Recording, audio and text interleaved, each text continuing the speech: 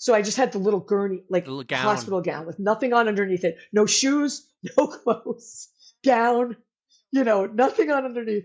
Walk into the hotel room with like scrapes all over me, sweat, drool, Sorry, hair I'm all over laughing. the place. No, it was hilarious. I'm shuffling in there by myself because Mike's going to get the car. So I didn't even have him to explain to the hotel people at the village, like why I'm coming shuffling in looking like this, like a crackhead. And I'm like, literally like, okay. I'm like, hey. And I just walked right by them and just gave them a wave and just like zombied it because I was in so much pain. 1, 2, 3, 4.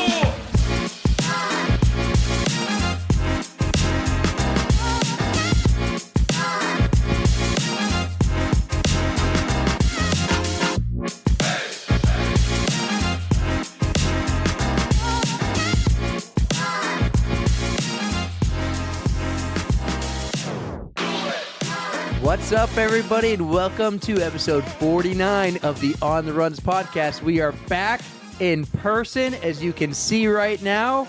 We are at Erica's house in her living room studio on this comfy couch. We have these pillows on our laps to not hide our fat, but to prop the microphones up. That's what we use these for. Yeah, that's it. That's it. Totally it. Okay. Yeah, this angle on the couch really gives out, some of my not so good features.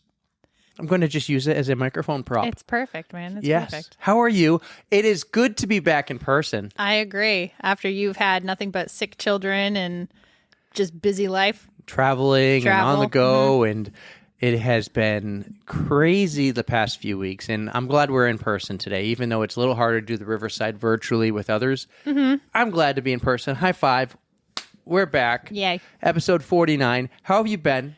I've been good. I've been a little bit busy myself, not even close to as busy as you. But yeah, this past weekend was full of running and races and friends. That's right. Good. You had a great weekend. I was jealous. I did fit in some skiing, and I saw my sister Hannah. By the way, let's just get it out of the bag right now. Shout out, Hannah. You're the best. Hannah is our newest Patreon, or Patreon, as we call it. There She's we our go. newest patron. You're wonderful, Hannah. She Thank jumped you. on board. So she called me out. She goes, "You haven't given me a Patreon shout out yet." And I'm like, "I did. No, I guess we didn't. You're right. But I want it to come when we're together because you went to Japan." So Hannah is our newest Patreon. Thank you, Hannah. Keep it in the family there. If you want, you can support us on Patreon. And you just go to patreon.com/ontheruns and you can give us $4. But no one has to do it. The podcast is still free for you. Why do I keep pointing at the... See, we're looking at the computer screen and we can't figure out whether to look at each other or look at the screen. Like, what do you the look camera, at? Ricky Bobby, I don't know what to do with my hands. Just gonna look like this way in between, so it looks like I'm kind of in between. Oh man. Well, tell me about your weekend because you had you ran quite a bit with a lot of our penguin friends. Yes. Oh my God, I had a blast this weekend. I did the Shamrock Half Marathon Relay with our good buddies Karen, No Insta Shauna, and we met up with Tori and Jen from the Penguins as well. So actually, and Aaron, because Tori's husband showed up with. Did he run? Liam. No, he didn't. He did the shuffle the next day, I believe. Okay. But he came up and he supported Tori and all of us, and we had a nice little lunch. We do wish you were there, but. Well, you had birthday parties? Well, 3. Oh, yeah, 3. Do you want to hear about them now or tell you about the race? Let me put it this way. 30-second birthday party thing. Adeline went to one. It was at Roller Kingdom. Okay. I took the boys to another one at some play place in Wyndham. The place is really nice. Like, it's too nice for kids. Kids are going to destroy it. I don't know how they keep it clean. I realize I know the owner. Her name's Allie. Oh, cool. She went to Plymouth State. And then... one of my nieces, Ashley's niece, had a birthday party, wanted to do her 18th at our house with her friends. She kicked me, the boys, and Adeline out. How does that work? We had to go to my mom's house and spend the night, and my sister was there. It was nice. It worked out. But yeah, she didn't want the kids around. To be like, a bunch of 18-year-old girls there, 18, 17-year-old girls. They don't want like 2-year-olds running around chasing them and everything. And Adeline thinking she's a teenager. So we got kicked out of the house. I got kicked out of my own house so Ashley could host a birthday party. Maybe not host an 18-year-old's birthday party at your house next time. Ashley hosts every one of her niece's birthday parties. It happens all the time. And at least this one is, they don't listen, but she's my favorite. Oh, okay. She Our little she secret. came to the house early and cleaned it and left it clean. The other ones come and they destroy the place and they leave it destroyed. I still have things from the summertime for this other birthday party. Mm-hmm. I still have these fold-up tables of theirs, and they're mine now. Like, they're not getting them back. But Finders keepers. but oh man, I clean up all I'm their. glad she was respectful about it. She is great, and she's going to go to hair school, so she can't do anything for me. But if you ever need something, she can do it for you. I might need to. Danielle's sister cuts my hair, and it's Yeah, very but she few and lives in far Rhode between. Island. Yeah, but she comes up here to do it. Yeah, but I'm what getting if, one next week. what if she's Oh, I'm so not in excited. the area and you need one desperately? Call me. I got your girl. All right. I'll Yes. consider it. That goes to everyone else on the podcast who needs their hair did. Your her did. Okay. Good call. Tell me about. So how did Saturday go? How was you did the relay? Yep, really went well. I guess that we actually placed second in the female relay team category. Not a big deal. Karen, who is super modest, we love you, Karen. She's like, oh, I'm gonna shoot for 8:15. She did like a 7:17 average. Beast mode this Yeah, one. yeah. Yeah.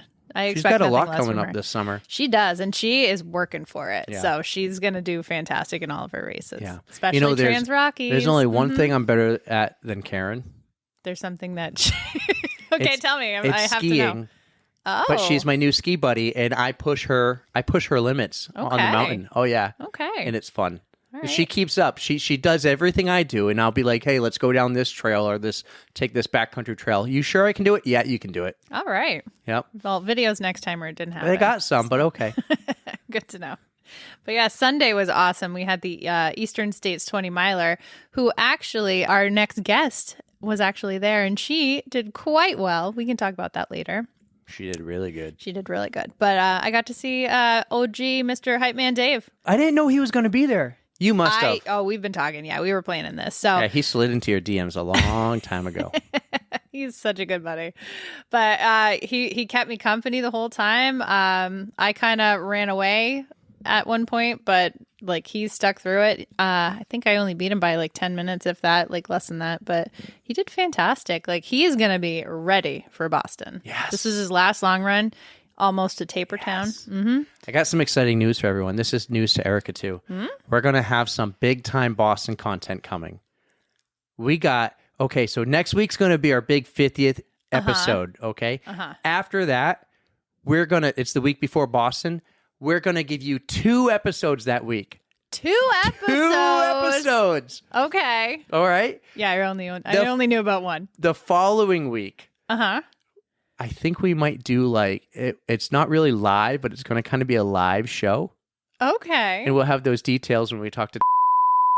Oh, I know exactly what you're talking about. So the following week, we'll do a little Instagram live at Boston when we go. But a couple days later, there'll be no podcast that week, but there'll be the live show that we'll put out after everyone goes. We'll have details on that later. You So guys are going to love it. That's stay gonna be a blast. tuned. Stay tuned for that. But yeah, I hope the acoustics are going to be 2 okay in there. episodes that week, because we are actually recording an episode tonight of a guy running in the Boston Marathon, and I want it to come out before the Boston Marathon.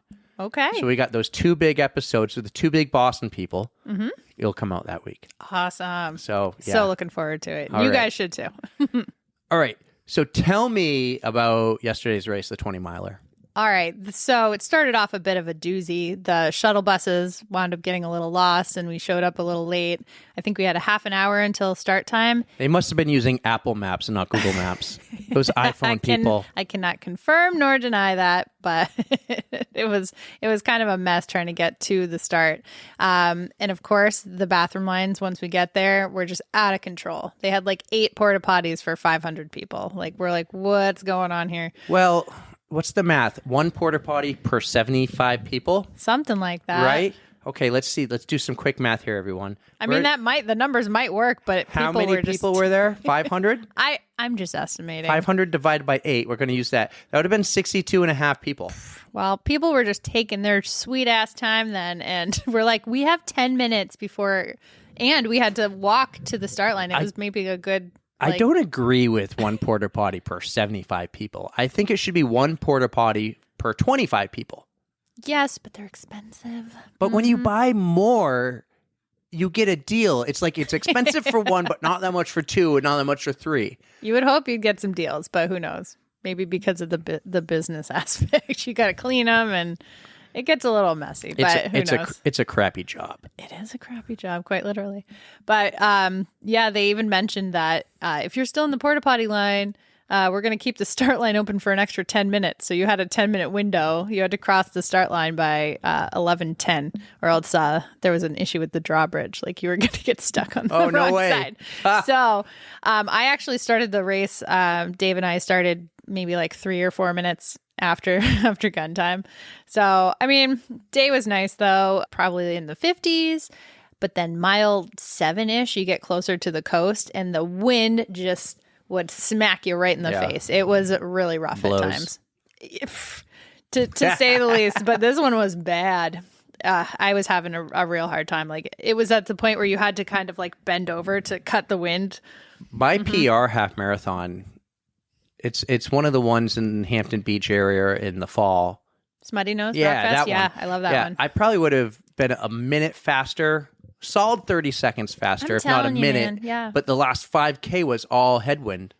Maybe more. Yeah. Maybe I would have been a lot faster. I'll have to go back and look at the data. But Yeah, it was pretty rough though. Everyone who I've seen like their Strava data was just complaining about it. So Did you pay for Strava? I have in the past, but I don't think I'm renewing it this year because it went up like $20. That's exactly the point. Yeah, I saw I it don't went know. up, and I think I'm not going to renew it. But I will when I need the data again, and that will be Ironman training when I Okay. sign, or the next first big race, or maybe when I hire Nicole, the running coach, and want more data. Yeah, I still have my year until like the end of March. No, May, I think. So, yeah, it was Yeah, it I was a saw good that. race though. I finished like 2 minutes faster than previous years, so I had a course PR. Yeah, I'm just happy to be done with it. Congrats on the PR. Thank High you. five. Whoops. Messed up my mic. All right. So someone else was there. Yes, She is our next guest. and she crushed it out there. She's wicked fast. Yep, I believe she was 4th female. Did I see that right? Yes. Overall? 4th female Yeah, overall. yeah. Yeah. Badass girl who just about 8 months ago broke her back. She had a comeback story that I've never believed, I've never seen before. She's absolutely incredible. Pretty epic. She is a badass triathlete and a badass runner. She made some news recently in January locally because she's from Salem. Yep. And she won a pretty big race that everyone talks about. I say, let's get to our interview with Katy, and you guys can hear the story about the crash that broke her back and the comeback Of the ages. I was going to say something to do with Mickey Mouse, but okay, cool. Comeback of the ages with Mickey Mouse and Minnie wearing the Mickey and Minnie ears. Let's go.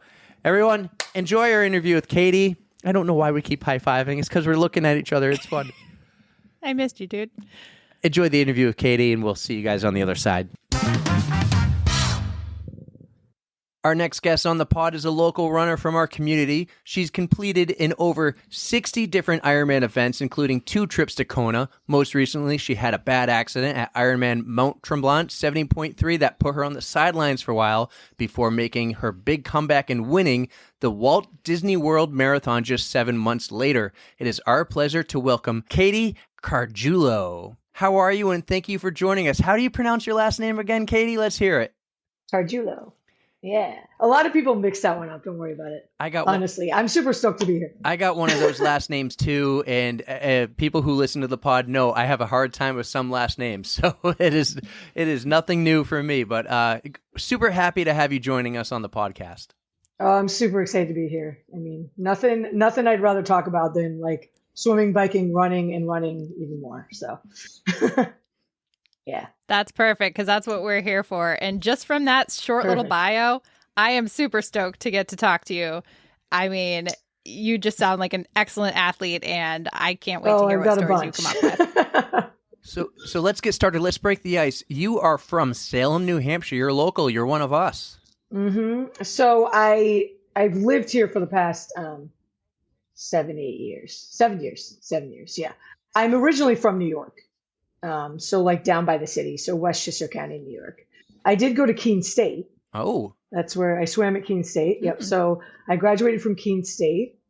And then I actually moved out to Utah for 10 years. Well, I moved to New York, then I moved to Utah for 10 years. And then I met my fiance and I moved back here and he lived in Salem. But I have family from around here, so it wasn't totally foreign to me, and I've always loved New Hampshire because I went to college there and just, and I'm happy to be a local now and representing New Hampshire for sure. So, What was it that yeah. attracted you to Keene State? Erica and I, we went to Plymouth State together, and so the only two schools Oh, I nice. applied for was Plymouth and Keene, but Plymouth was number one for me. What was it that made Keene number one for you? Well, I got in. That was the main thing. No, I came from a pretty competitive high school as far as grades went, and I was sort of at the bottom of the barrel when it came to there. But I think Keene State's a great school. It's just, I had a couple choices. It was like Oswego, Keene State, and I can't even remember where else I got in. I think I got in Roger Williams in Rhode Island, but once I came to visit Keene and saw like the scene in New Hampshire, New England's so beautiful. And I really picked the right school for me because the people are like totally my style. I feel like once I got here and was like, acclimated to changing out in New York and becoming friends with everyone at my school, like everyone from New England, like it was just more my vibe than New York, I feel like. Yeah. So That's pretty much yeah. why I chose like the smaller school up in, well, Plymouth is way up there. I don't know. It's kind of nothing around except skiing, but Yeah, Yeah. And I'm Plymouth not is a even We great used to skiing race school. Plymouth in swimming. Yeah. That's cool. did you? Did you guys beat us? You were our biggest rival, I think, in swimming. And so it was always back and forth, I think, Hmm.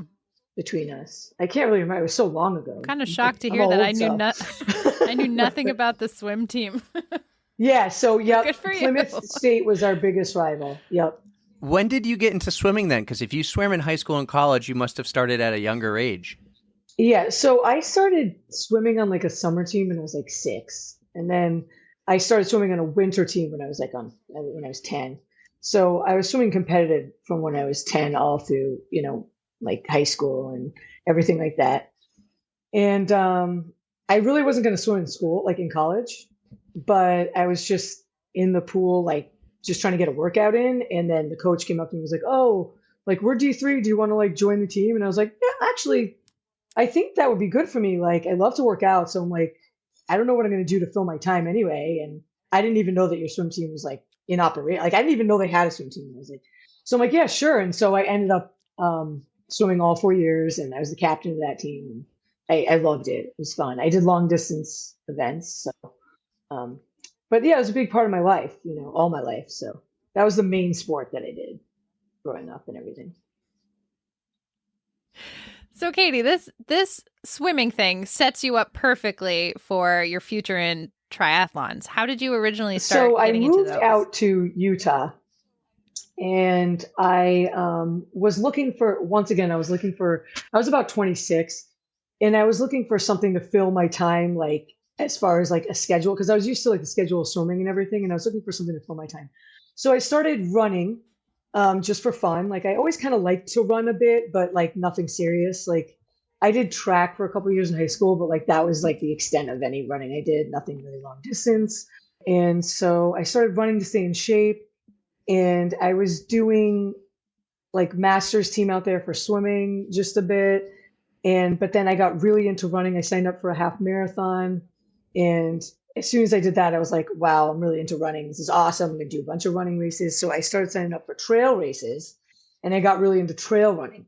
And I was doing like a bunch of short stuff. And then I started doing like 16-mile like steeplechases. And then I did my first marathon, which was a trail marathon, was my first marathon, where you run through all these 3 canyons in Utah. And I loved that. And then I was like, well, I want to do like a 50K. So I started doing 50K. So I did a couple 50Ks and that went pretty good.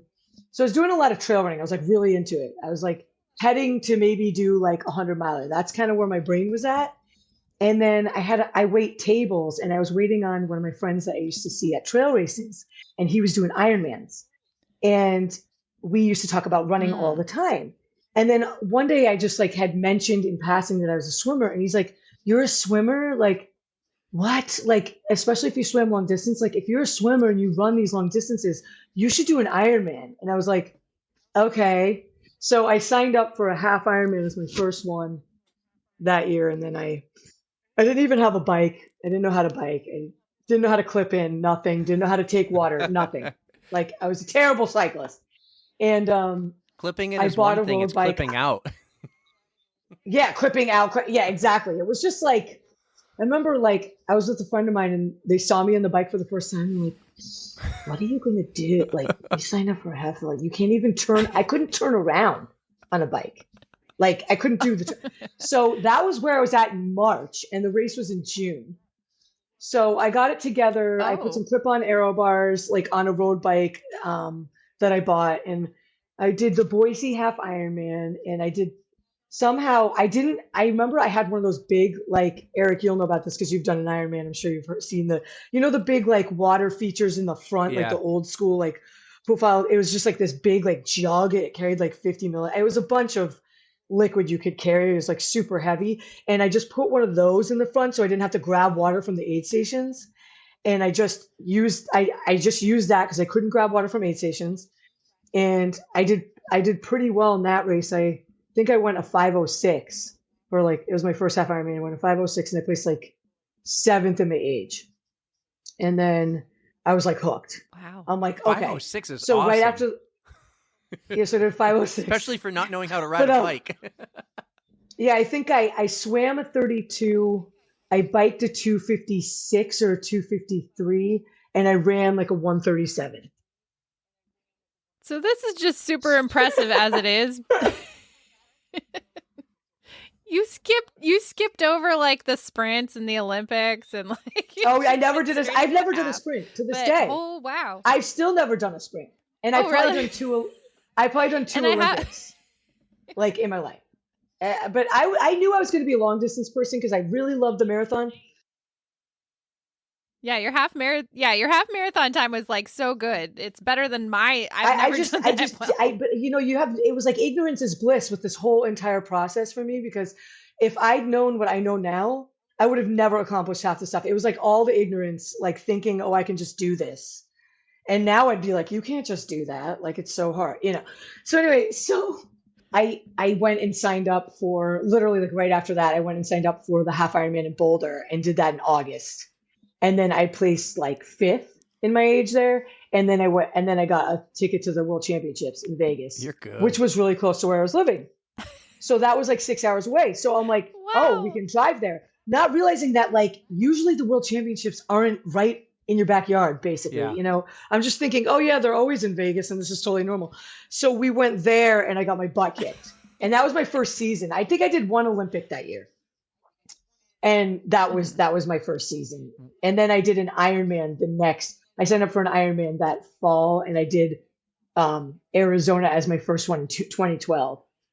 I did that November, like the next November. So I did a bunch of halves and then I did that one in November. Where in Vegas was the half? It was in Henderson. Oh, I was just in Henderson. Did you swim in Lake Las Vegas? Yes, it was gross. Yeah, it really smelled like trash though. Yeah, it was honestly, gross. to be honest. It Oh smelled like trash. no. It was pretty Yeah. bad. But I did that race 3 times. I would go back there twice. And one year I did it. It was so hot. It was 102. I mean, because it was in September. And so Henderson is pretty hot in September. It was like literally 102 degrees. Yeah, so we biked through the park. Like it was like, I don't know if it was Lake Mead Recreation Park. So it was just super exposed. Yeah. Really cool bike course. Like wicked hilly, just like I like hills. So it was hilly. It was nice, wide and open. I felt like it was like safe, I really liked that course, except the heat. Even though I like heat, it was tough. The heat was very tough out. That was like brutal, like wicked brutal. Well, but were you used to heat in good Utah race. at the time? Is it hot in Utah? Yes. Okay. Very hot. Yeah. So in the summer, it goes from like snowing 8 feet to like 105 degrees. It's like, you don't really have a spring and a fall. It's a very desert-like climate. Yeah. So I was prepared for that climate, but still I was wicked. That was because, triathlon is different than running a race because you're doing the run at the hottest time of the day. So, you can prepare, I would run in the middle of the day a lot. So I was used to that type of heat and that climate for sure. Definitely. That definitely helped. What an introduction to Ironman and triathlon. Right? Oh my God. Dude, it was crazy. I literally just jumped right in. I mean, just threw myself into it and was like, I'm in. I'm doing this. This is what I'm doing. My intro is watching a bunch of people do a sprint and saying, I think I could do this. And then, so I had the biking and the running down, not as fast as you, but my swimming was like your bike. I could barely swim. And I started in March and the race was in June. I could barely swim 100 without losing my breath. And then I talked myself into, well, I could go 100 free stroke and then 100 backstroke and catch my breath. And then finally I figured it out. But yeah, I was like, I just Unbelievable. don't drown. And then I thought, never could I do a half, never. And then all of a sudden I did a half and I signed up the next week for my first full, my only full at the moment, but there'll be more. Which one was that? We did it together. Well, we didn't do it together. I did Mount Tremblant in 2019. And nice. I was there. Yep. I had a good race there that year. Have you? So my first half was Old Orchard Beach.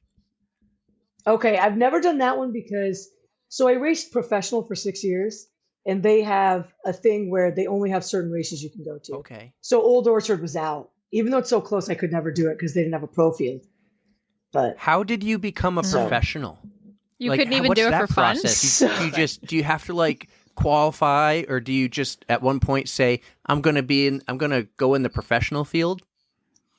So you have to get your pro card. So you have to earn your pro card through the USAT, sanction. And then through Ironman, you prove that you have your professional card and then you can race in the Ironman races, but you have to like show them that and whatever. But how I did it was, so immediately when I started, I was like, I want to become a professional at this. This is like, it was like immediately, I'm like, this is my goal. I want to become a pro. So I found I had a really good group of friends that like took me in and showed me the ropes. And like, if it wasn't for them, I would be nowhere because I had like a guy that was coaching me for free. His name is Aaron Jordan. He's like an amazing cyclist, like super cool dude. He had a wife that was like a phenomenal like cyclist as well. They both had done a bunch of Ironmans. They knew everything about it. They had a group of people they trained with and they took me under their wing and cause we were like all living in the same area and they like found out about me. They're like, oh, there's someone else doing Ironmans. Cool. And so they took me under their wing. And so they told me, they kind of like, we had another friend that was going pro. So I kind of like followed what she was doing and kind of like followed her lead and like took a lot of advice from her and kind of just like absorbed all the info. Like I just asked a lot of questions and absorbed. But so I kind of knew the path, which is basically there's a couple ways to do it. But the way I did it was you have to place top 3 overall female in an Ironman sanctioned event that is a prize purse of $20,000 or more. So that meant like, it depends on the rate, and you have to look up the races that are $20,000 prize purse. So I just set my sights on that. So like after those age group, doing well in the age groups, I started to shoot for like the overall top 3. And that was like my goal, but that happened pretty quick. Like I started in 2012. I almost made it to Kona in that race, but I got a bike penalty, which cost me 4 minutes and I missed out on Kona by 2 minutes. So my first Ironman, I placed probably like. What was the bike penalty? Drafting or?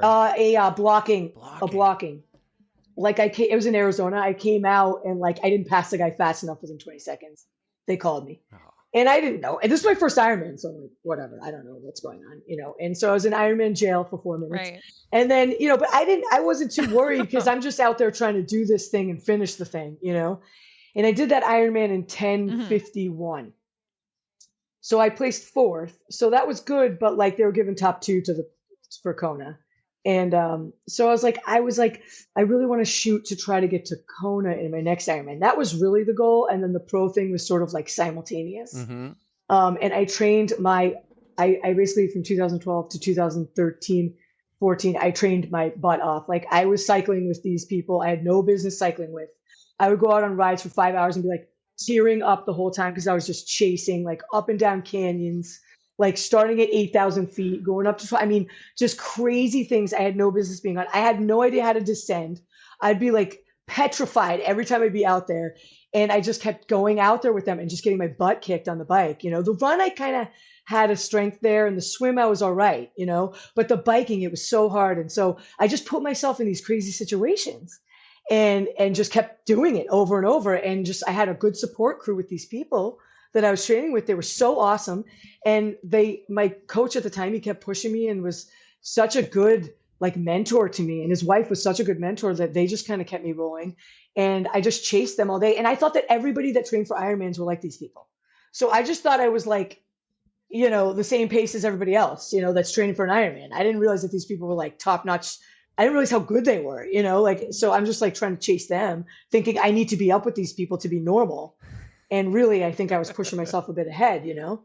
And so then blah, blah, blah. I did Boise. I did pretty good there. I remember in 2013, I had some good races, but I still wasn't quite, I think I placed pretty good, maybe one race that I could get my pro card, but I still didn't think I was strong enough to really race for the pros. So 2014 is when I really had a good season. I placed first overall at Timberman. I placed first overall at St. George half. I placed second overall at Boise half, and I placed second overall at Whistler Fall.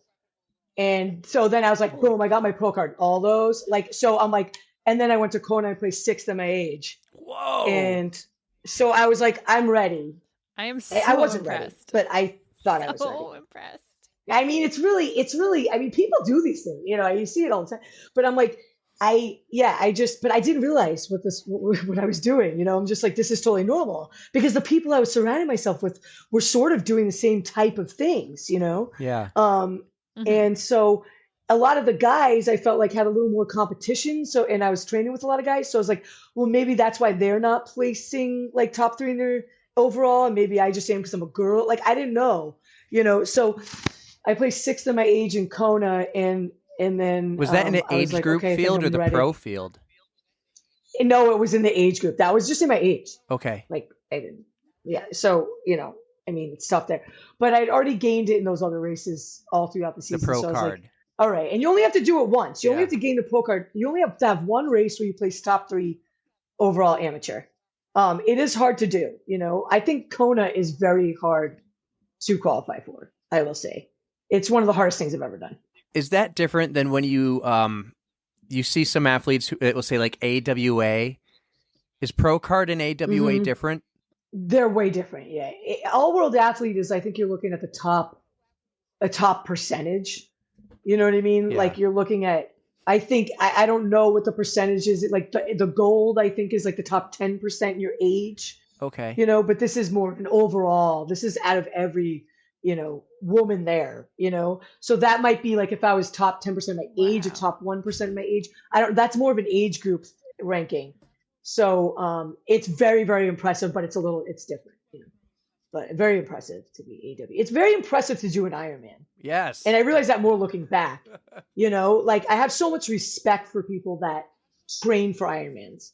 I don't even care if you finish. It's like, if you're training for that and you're putting the time in, like you're just a baller. Like if you've never swum before and you're getting into an Ironman and swimming 2.4 miles in open water, you are a badass. Like, I don't care who you are. I don't care if you finish the bike. I don't care if you just finished the swim. If you're putting yourself out there with thousands of people in open water, in God knows what conditions half the time, you know, it's nerve-wracking. Yeah. It is so nerve-wracking. And I will tell you, I've had many nerve-wracking races, but, you know, that's so impressive in my book. So I don't care if you're, you know, top echelon. I'm not worried. You're out there. You're doing it. I mean, it's hard. Yeah, I remember doing a race and watching all this like special I'm not line for worthy. AWA, and I'm like, AWA, I'm not in that area either. I'm just here, you know, trying to, you know, keep myself motivated to train for something, and I just keep going to the next thing up, the next highest race. And now I'm like, okay. Yeah. There was one point where I'm like, okay, I'm going to say I did this, and I did it, and it's my only one, and then about 8 miles later, I'm like, what one am I going to do next? I can't wait to do this again. This was so badass. Yes. And one thing you need to remember though is like one thing that I feel like always kept me like dialed was like being proud of even if it wasn't where I wanted to be in 5 years, being proud of what you're doing, like be proud of what you're doing, like in the moment, it'll make it so much more enjoyable. Like, rather than being like, oh, I didn't, like I didn't get my PR, I didn't whatever, like be proud of yourself for like getting out there, like with what you're accomplishing in the moment, because like, you never know when you're going to be that fit again either. But it's just, even in training too, it's like, be proud of every day you put out there. That'll keep you going so much longer, like I think I have more proud training sessions than I have had races a lot of times. That's just, Yeah, when it comes down to it, yeah, the training is consistent and you can work your ass off, but when it comes down to the day, you could get bad weather. There's any number of things that could go wrong. Yes. So as long as your training is strong Yes. and you're believing in yourself, that's what counts. Yep, that's fate. I mean, that's not in your control. You can't control what you can't control. You can't control what other people are going to do either. I can't control how fast the pro ladies are going to go. I got to focus on what I got to do and what's there in my lane. I can't. They could show up and just blow me out of the water, which they did many times. But it's like, I got to focus on what I'm doing, because like I can't worry about them. I can't control what they did for training. But the weather in Ironman is probably the hardest thing to deal with as an athlete, I think, that I've ever had to deal with. A lot of times we weren't in wetsuits as pros. We have a different cutoff. So that was really tough, because I'd be like hypothermic coming out of the water so many times. And it was just like, it was really tough. It was too cold. That was probably the hardest thing about racing pro. That's a rule. I mean, that's a rule that like pros can't have that? Yeah. So like the amateurs, I think they're cut off, what is it, 74 or 76? I can't remember if it's 76.4 or 74.6. Talking about degrees, I should know, think because it's in this. Oh God, I thought it was like 67 or something like that. For you guys, I know it's like either 74 or 76, and then you wear wetsuit legal. For us, it was 71, and we would be getting in the water at like 50 degrees in the morning, and it's like, I'm freezing before I even get in. And then like in Mont Tremblant, there's like a flow of water that gets colder, it gets down to be like 69 probably on the water. I'm like, I can't handle that for an hour. I mean, I would get out just absolutely freezing. And finally, I think one of the pros maybe complained about it enough and said, hey, we got to have something with the temperature of the air, because all of us are getting out like hypothermic, and like it's affecting our race for like 30 miles of the bike. And no one else in the race besides the pros is doing that, like, why are you doing that to us? Like, right. So it was tough for some races, but yeah, it's because they go by the USAT rules, which are Olympic distance and other distances too. They have to like make those match. They want those to match or something. So I don't know. It never used to be like that. And then once I turned pro, it was like that. And then they changed that outdoor weather rule, and that helped a ton. But it's funny because Mike, my fiance, does Ironmans. And so we'd always be like tripping out about the wetsuit. Like, okay, he's going to be in a wetsuit, I'm not. Like, we'd be always like bugging out about that. Katie, do you know Lauren Brandon? I know who I mean, I know who she is. This randomly just popped in my head. So you were a swimmer in high school and college. And so would you say swimming's your best sport of the three, or is it running? No, running is for sure. Because like swimming, like I swim D3, and like Lauren Brandon's like so much. She's legit at a different level than me. Like, she's so legit. So like her swimming is just like, I would say like 10 times better than mine. Okay. So it's funny because you'd think that my swimming would be better, because I did swim long distance too. But I would say that swimming is my second best, as far as like once I started training with the coach that I have now, I was getting out like 8th in the water, 8th out of the water. Sometimes depending, like Tennessee, I think I came out like 4th, 5th. Like I was okay, but biking, it was my worst for sure. And then running, I was strongest at running, I would say, comparably, I guess you could say. My Lauren Brandon story is my first ever Ironman experience, or the full, was Mount Tremblant in like 2017, I think. 2 years before I did it, I went and Sherpa'd for my buddy Scott, and I'm there. We watch everyone go off. The men pros go off, and then the female pros go off 5 minutes later. And then we run to where the swim exit is. And I'm with Scott's daughters. And then all of a sudden, it's like, here comes the swimmer. And then, and then you're like, it's a girl. Crazy. You're like, I'm like, it's Yeah. a girl. And she started 5 minutes behind the men, and she passed all the men and came out with like a 2-3 minute lead on all the men. And I'm like instantly looking her up. Who is this Like a girl? fish. It was Lauren Brandon. Wow. And she's Yeah. And I was there in 2017, but she probably was out of the water like 20 minutes before me. were you a But I mean, were you a pro in that race? mhm. Nice. Oh yeah, that was my first 2017, yeah. Ironman experience. And I said, if I ever do one, I'm doing this one. That is my favorite Yeah. It's so cool. venue. So I don't cool. know, what would be your favorite It Ironman is. venue? I gotta say, Quebec is my favorite. I've done it 4 times. That Ironman, I've done the half 4 times. So I did it 2016, 2017, 18, 19. Yeah, the last time I did it was 2019. Yeah. And then the half, I can't remember. I think I've done it 4 or 5. I think this might have been my 5th time when I got in a little accident there. But yeah, but that's my favorite venue. Yeah. Half and full. It's beautiful. Well, the half, I don't know. I like St. George. I mean, half is one of my favorites. But I would say Kona and Quebec. And then third, I would say Whistler. Okay. Have you ever done Lake Placid? Because that's next on my bucket list. I did do Lake Placid and I absolutely love it, but I need to go back there for redemption because I had a great swim and a great bike, and I fell apart on the run so bad, dude. It was bad. It was one of my worst Ironman times ever. But I love that course, and it was a very bad lead into the swim. It was like pouring rain, and like, dude. But it was just bad. Like the whole like getting to the start was miserable. But I loved the swim. Swim's awesome. If you're not like a swimmer, it's so calm. It literally has a cable. Like, you'll love it. And the bike is gorgeous. It's beautiful. Yeah. I love Placid. It's good. Yeah, that's good. But I just did that one once. I think Mount Tremblant is going to happen again for me. I want to, like, that's now a mark I have of a race I want to go and beat my time, but I also want to go to Lake Placid. Those 2 courses, those are the 2 I want, and then the rest we'll And it's see. so cool because they're so close. Yeah, they're close too, It takes a lot of the stress out with the bike, traveling with the bike and everything. I'll go Sherpa for you one of those Oh, races. it's a great place to Sherpa. Mont Tremblant's the best Sherpa place.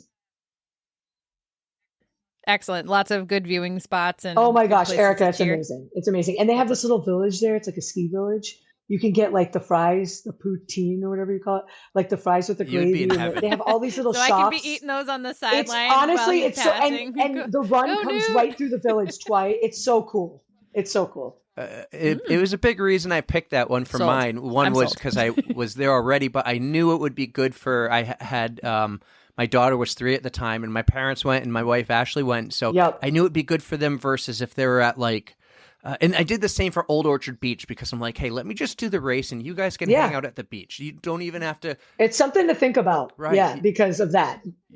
You 100% got to Spectators. take in consideration the people who are going to go with Yes, you, especially if they're absolutely. not your Sherpa.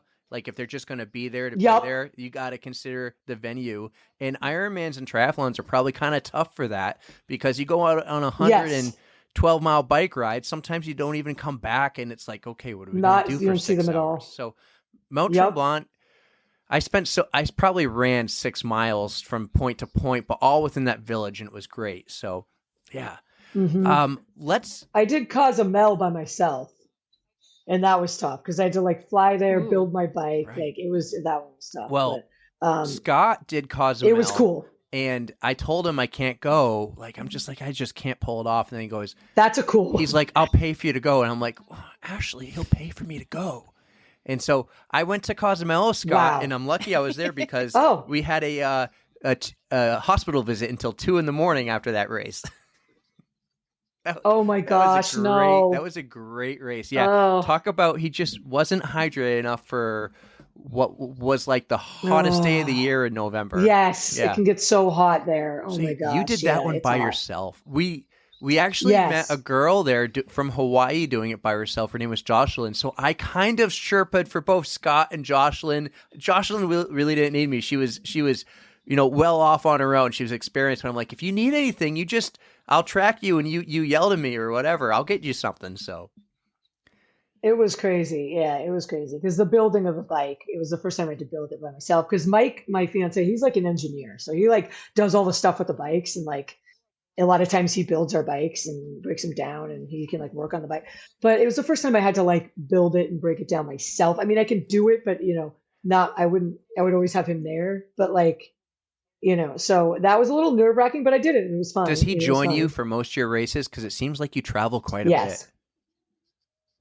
So I haven't been, since the crash, I haven't really been doing Ironmans too much. But yes, when I was racing all the time, I was doing like 2 to 3 fulls and like 3 halves. So it was like every month, once the season started, we were doing, and most of them he could come to, like, but like a couple times, like I would fly out like to Tennessee or whatever, and then he would meet me out there Oh, yeah. for just like a day and a half, like after work. Or like one time he was training for St. George full, and he had to like do a 4-hour bike ride and then get on the flight and then fly out to Tennessee and watch me. It's just like, but Oh, yeah, so wow. he would like meet me out there later, but most of the time he was there. Yeah, like Placid, he was there, or he was doing it with me, sometimes too. So That's pretty cool. That's love, Yeah. man. That shows some serious Oh yeah, love. yeah. You just peel each other off the pavement after, and you're like, "Let's go." Do you usually do you usually beat him? And so if you do, are you waiting for him at the finish line, or you're like, screw that, I'm gonna go get my Yeah, I free would- food and everything? Or Oh no, I would wait for him at the finish line, honestly, and I would go get all of his stuff, like from morning clothes bag, and like try to get all of his stuff ready so that like he felt when he came in that he would have like all the things he needed and we could just like eat and then go. And sometimes he would say I rushed him out of there too quick, after he was done. Like one time he was passed out because I was like, all right, let's go. And he didn't have any time to like sit there. That was actually at Mont Tremblant. But most of the times I would be, because I would start first too, though. Like I would beat his time but I think I beat his time every time, but also I was starting first. So, I mean, I was always going to finish first, but it was not a long time I'd have to wait. It'd be like, if I finished in 10 something, then he would finish in like 11:30, Okay. So it'd be like, very close. Maybe- Like by the time I was done eating my pizza, I'd get the stuff, he'd be coming in. So it was like pretty awesome, actually, he's very tough too. So yeah. And did he He'd get always into it be down because to of finish. you? No, we met through the sport. So he had already done 1 or 2, I think, maybe 1, and like some halves before like we started seeing each other. So yeah. I want to know, so you say you do a combo of the halves and fulls. What is your favorite distance to do of the two, though? The full for sure. I'm just more attuned to the full, I think, mostly mentally. Like, because the full is all about like it ain't over till it's over, and like you could literally pass someone like a mile from the finish, and it's like it's all mental. It's like, especially when you're first starting out in the pro field, you're used to beating people, and then all of a sudden you go to like being at the bottom of the barrel, and you're like, there's no way I'm going to make up any time. And like if you just hang in there, like a lot of times, like you will pick people off, or like you'll end up with a more solid time or more solid finish than you think. And I love that about it. The half is like, I'm not as fast. So like, also it's not really attuned to me, but I do like the half, but it's just, I'm not quite, I mean, and now with what's going on in the sport in the half, it's just getting so fast. It's like, so more the full, mostly mentally, I feel like the full I'm a little better at. Well, let's go back to last June in Quebec at Mount Tremblant. This is your like 62nd Ironman of all. And, you're probably just, going there and hoping to do well again like you have. You've been there many of times and you know the course, you know the layout. So let's go back to June and tell us how that race started for you and what happened. So I was actually going there so I was really kind of weaning off. Like I did an Ironman in November and I was like, I think I'm done. I said to Mike, I'm like, I'm so tired. I'm not performing like I want to. I'm just not having fun. Like, whatever. So I really want to do a marathon. So I did Vermont City Marathon. And I was like, and I'll do a half, but my pro card ran out. So I was like, I'll do a half Ironman and like maybe try to see if I can regain my pro card. And if I do, great, I'll just have that option. But if not, no big deal. Just race as an amateur and have fun out there. And so I was sort of training for that half marathon Ironman, but it was really the full marathon that I was training for Vermont City because I really wanted to focus on the marathon. So I went out there and Mike was supposed to do it with me, but he ended up not doing it because he had done Ironman St. George and he needed a break. So it's kind of like a blessing that he wasn't racing that day, I think. But it's just kind of weird. But he's like, no, I'm just gonna go spectate. So we went up there, and it was shaping up to be a great day for me because I love the heat, and it was like unusually hot. It was gonna be unusually hot, which is like my forte. My run was pretty on point because I just done that marathon training, and I never really run as much when I was training for triathlons because you have to do all three. So I felt like my run was pretty solid. My bike I hadn't put that much into, but I was still swimming a bunch. So I was pretty confident that I could have like a pretty good race, but I didn't know how I was gonna go. So I'm starting out the race. I have a good swim. It was my first time in the amateur field in 6 years. So I was like, this is kind of weird, but I got out. I had a good swim. I was on the bike, and I was having a great day on the bike.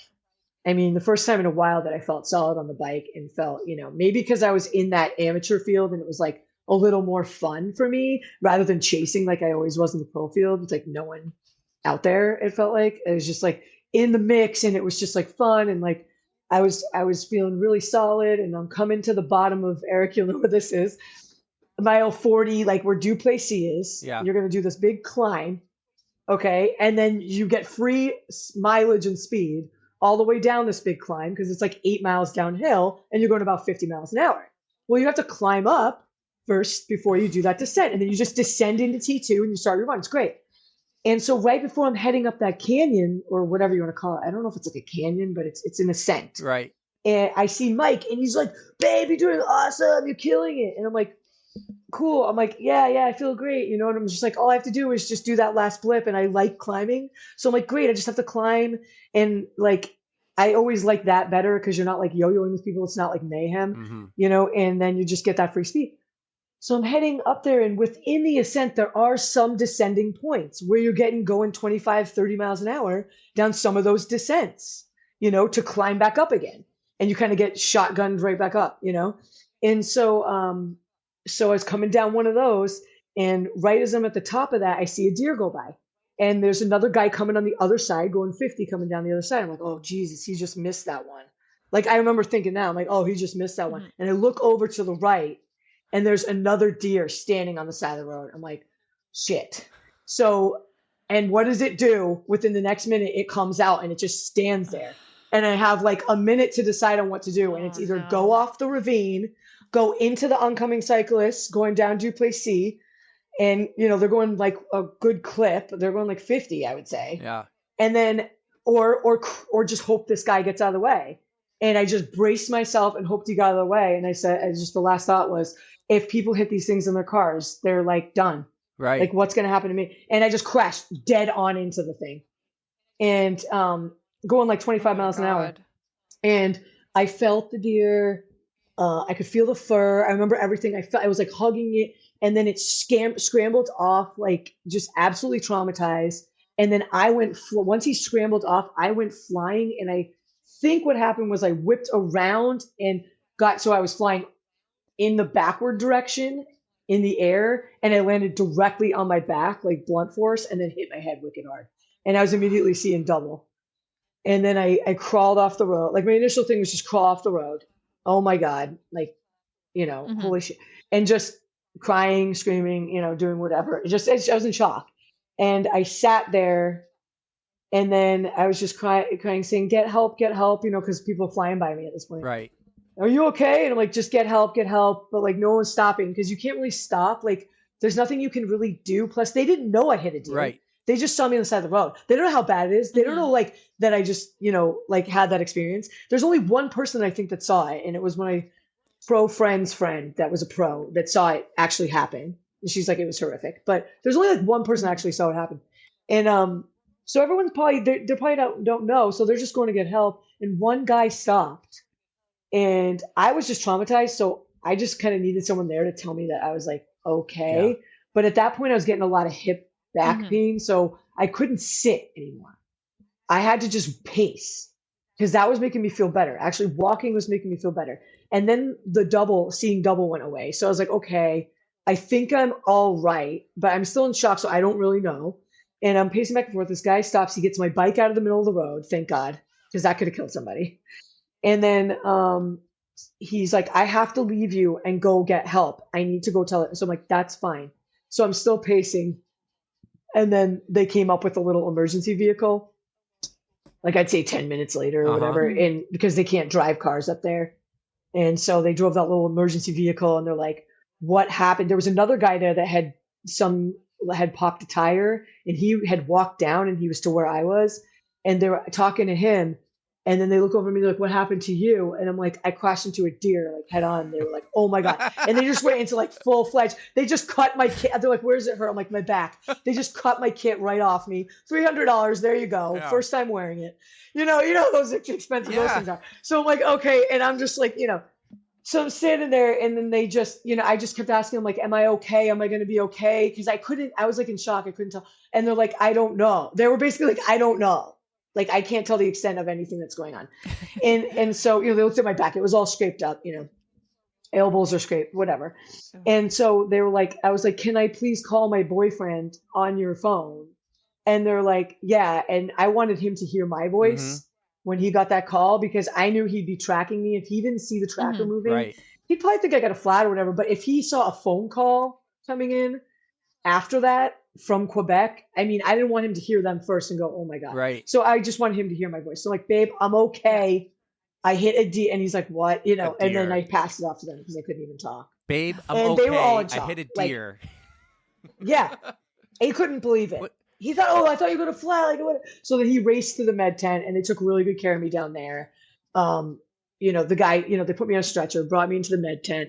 They're all, freaking out down there because they heard what happened. They get notification before you actually get there. They were amazing in there. It was like 4 nurses and a doctor to me, like, just all of them on one person, right. Wow. And doing everything they could.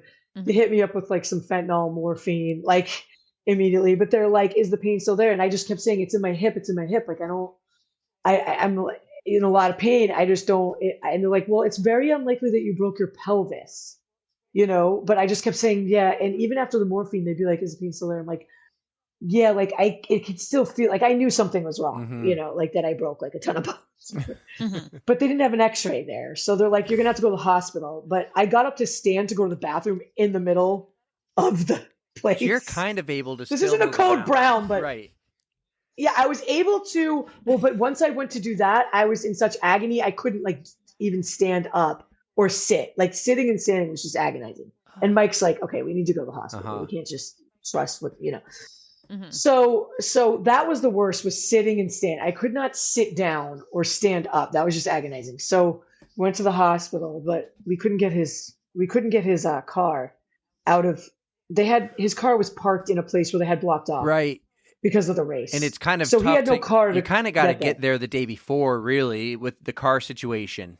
Like if you're there, you're there. We were staying on the village. Right. Right. So we were staying in the village. His car's parked there. It's blocked into race mode.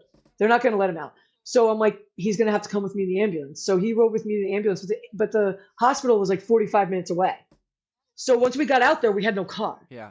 And we're like, how are we going to get me back home after this? Right. But that was like a side note. We weren't even really worried about that at the moment. So we get in there and it's like, whatever, getting checked in and they wouldn't let me move because they were really worried about my back, so I couldn't really move at all for like, I was there for like 7 hours basically. And they wanted money up front. So we're like paying money up front. It's like super stressful. They finally got x-rays of me so the guy comes over and he's like, I really don't want you moving at all. Like he was worried about a compression fracture or an unstable fracture of my spine. He had a feeling that I'd done something to my spine, but we didn't really, because by looking at it and where the blunt force was, he could like see, but, so they took x-rays and they found out that I'd fractured the 2 transverse process, which are the L4, L5, the bony things that come off your spine. Yeah. So they connect to all of your like ligaments and everything that attaches to your hip. Hence the fact that I was feeling like I couldn't stand up or sit. And then I broke like a bunch of ribs on the right side. So my whole back was just, and so I laid there I was only there for like 7 hours, but like, we didn't want to move from that hospital. Like, cause I was waiting so long, Mike's like, should I just drive you to Burlington to get to America to like, so we don't have to pay up front and all. He's like, but I don't know if we should move you because if it's not a stable fracture, then So we found out it was a stable fracture, which meant I was going to be able to travel home, which scared the crap out of me at that point. But but then we knew like I can move and I'm not going to like displace this thing. He's like, you're not going to displace it. You know, you just broke those two bony protrusions that come off your spine. You know, you're going to be in a lot of pain, but you're not going to like further damage it by riding home, you know, or whatever. So that was a big relief. Then we were like, okay. But I was still petrified to ride home because I was like, I can't sit for that long, 6 hours in the car. Right. I mean, it's a long drive. And broken ribs. It's 6 hours. And if you get stuck in traffic in Montreal, I mean, you're looking at, you know, right. God knows what. I was like petrified, honestly petrified. So we go back to the hotel. It was like Mike had to get a ride from some poor soul that was there with his daughter and have him drive back to get Mike's car. And then Mike had to come all the way back to the hospital to get me. Finally, we get home at 9:00 at night. I had no clothes because they cut everything off me. So I just had the little gurney, like hospital gown with nothing on underneath it. No shoes, no clothes, gown, you know, nothing on underneath. Oh, wow. Walk into the hotel room with like scrapes all over me, sweat, drool, hair all over the place. No, it was hilarious. I'm shuffling in there by myself because Mike's going to get the car. So I didn't even have him to explain to the hotel people at the village, like why I'm coming shuffling in looking like this, like a crackhead. And I'm like, literally like, okay. I'm like, hey. And I just walked right by them and just gave them a wave and just like zombied it cause I was in so much pain. I was on morphine, but I was in so much pain. So I was really out of it. I thought you'd been breaking out of the hospital or something. Yeah. I mean, it looked like I had broken out of somewhere. I mean, seriously, it looked like I was just, I mean, it was like a movie.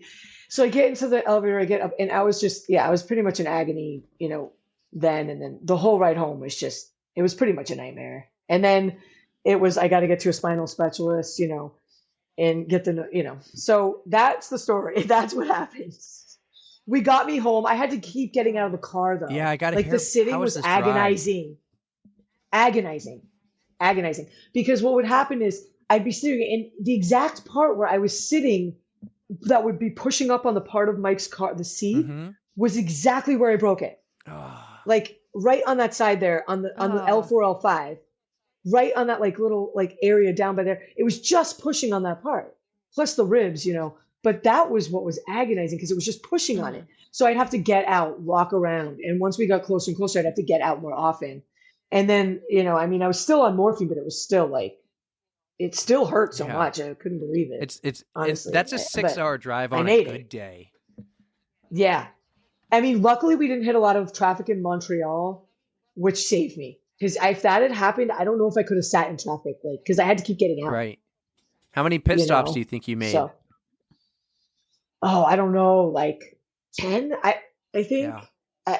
I just At least I would just have to get out and walk, but that made me feel better walking. Yeah. It was sitting and sitting up and standing up, sitting down, because it controls everything in your core, that area. Once you get through Montreal, it's just long, straight highway, pretty boring, all the way to Concord, really. Yeah. So. Yeah, and I was just like in agony, honestly. Yeah.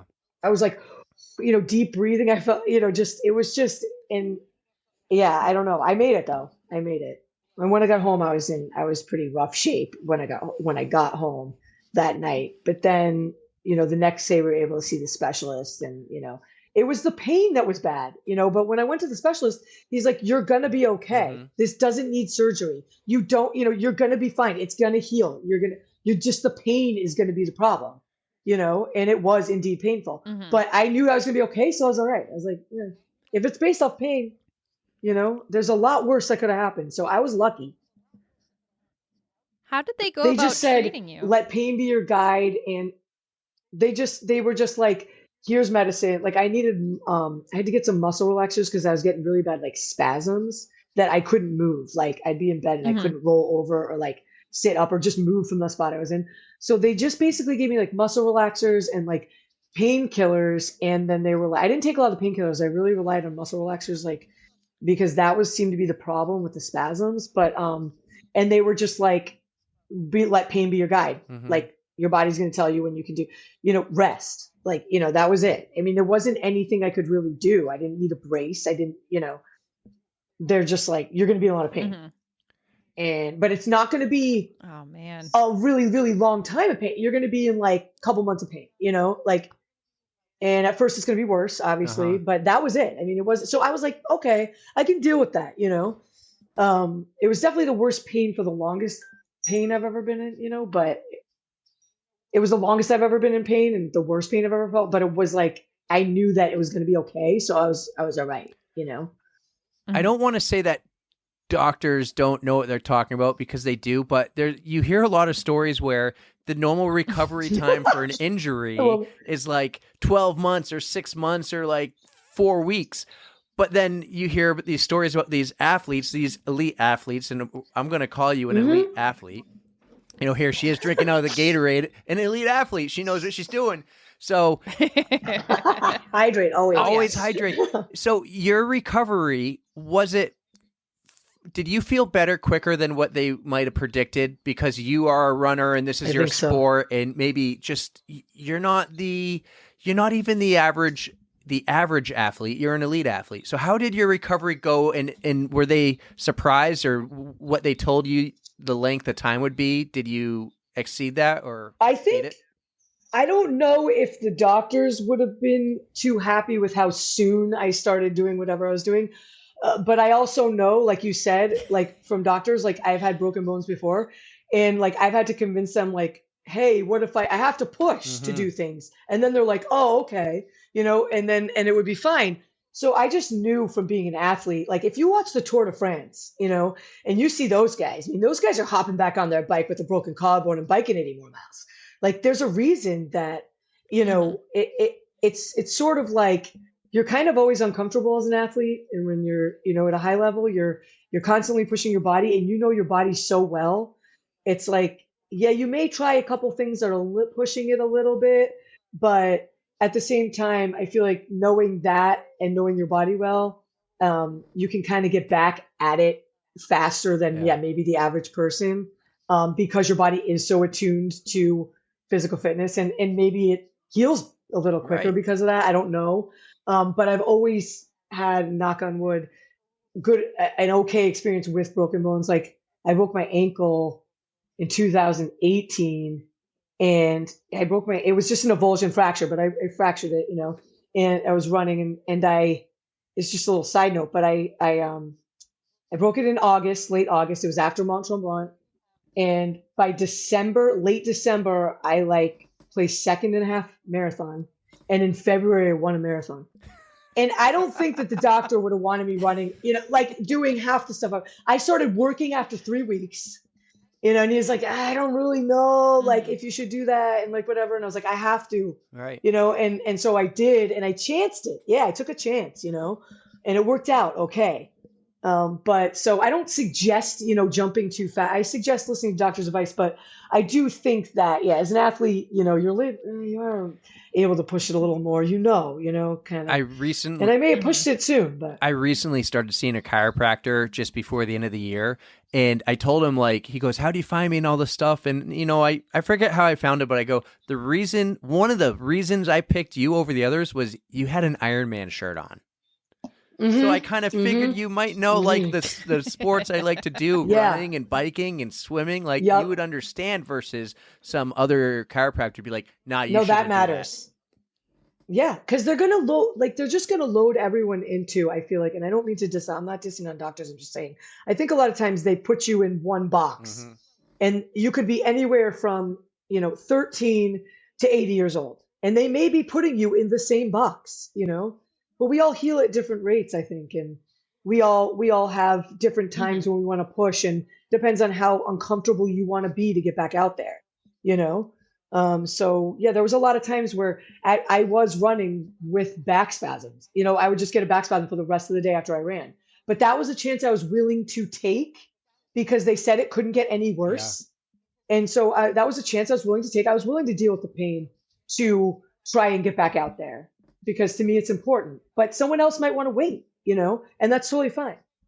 But I think that honestly, watching the Tour de France, that kind of helped me because I was laid up in July, just watching TV. And I'm like, these guys get back out there the next day. They inspired me. Yeah. Yeah, the next day. They get on the trainer with a broken collarbone the next day. Right. so I got on the trainer pretty soon, and it was painful, but I did it, 20 minutes here, like but that made me Mhm. mentally like, okay. And I could walk just fine. It actually made me feel better to walk. So Y- that was great for You're me not a too. basketball fan, are you? I'm not that into Good, basketball. good, I don't know enough good. about it. I love. I'm into every sport, but I love trash talking basketball players because they'll get carried off the court for a leg cramp, or they'll do like this. They'll take a game off to rest, and it's like, no, no way. Real athletes, they play. Right. Not to say, hey, go out there, play hurt, but like I love the meme about Right. Bergeron, broken ribs, torn cartilage, broken nose, Right. punctured lung, and he plays. Right. And then LeBron gets Right. carried off for a leg cramp.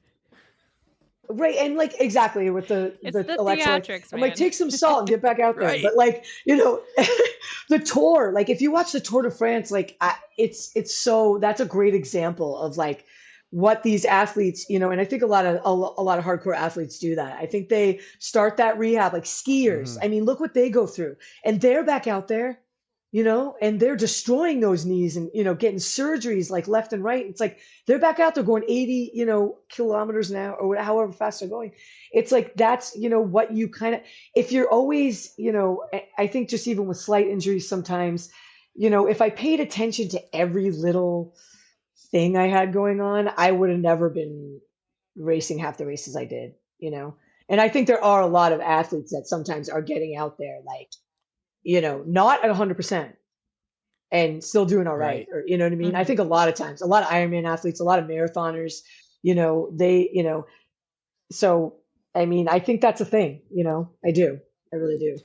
To go back, But Well, nobody knows your body better than you. yeah. And so as an athlete, you're just paying attention to you it. get to make Yeah. that executive Yeah. decision. Yeah. And once they said, you Mhm. can't, the guy's like, you can't hurt it anymore. I was like, boom, I'm good. I got there this. you go. I'll wait till it's, I'll wait till I feel like the time's right. I'm going to, and there were times like after the first like Mhm. weeks, like my coach told me to send her a video of me running and she saw the video and she's like, yeah, I don't want to move any further than what you're doing. And she's tough. Like she lets me roll with it.